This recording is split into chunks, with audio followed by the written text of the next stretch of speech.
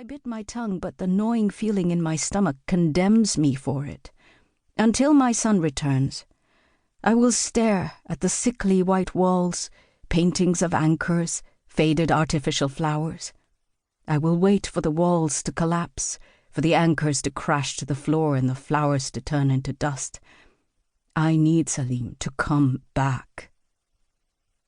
I think of my husband more now than I did in those days he stood by my side.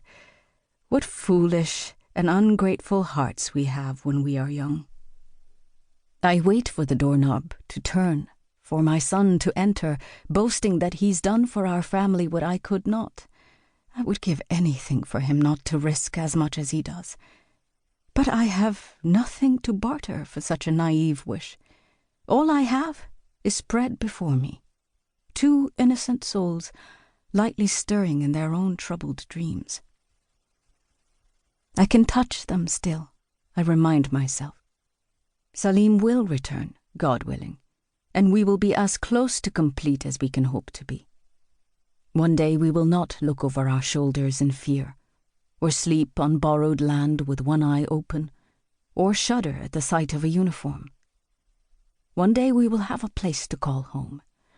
I will carry these children, my husband's children, as far as I can, and pray that we will reach that place, where in the quiet of their slumber, I too will rest. Part 1.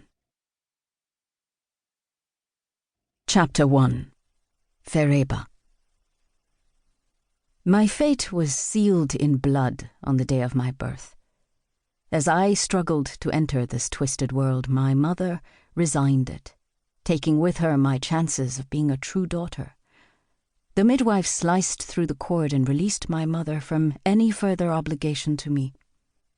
Her body paled, while mine pinked. Her breaths ceased as I learned to cry.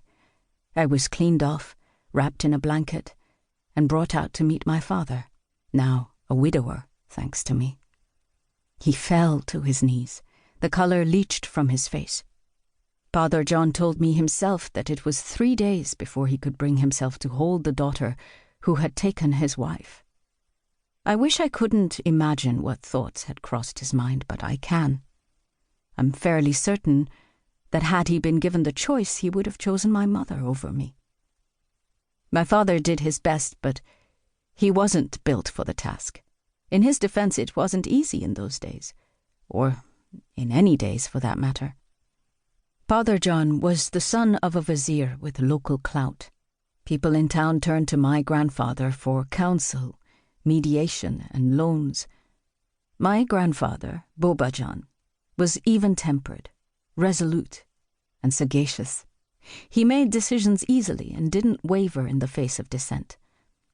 I don't know if he was always right, but he spoke with such conviction that people believed he was. Soon after he was married, Bobajan had come upon a substantial amount of land through a clever trade. The fruits of this land fed and housed generations of our family. My grandmother, Bibijan, who died 2 years before my tragic birth, had given him 4 sons, my father being the youngest. Her 4 sons had all grown up, enjoying the privilege their father had secured for them. The family was respected in town, and each of my uncles had married well, inheriting a portion of the land on which they each started their own families.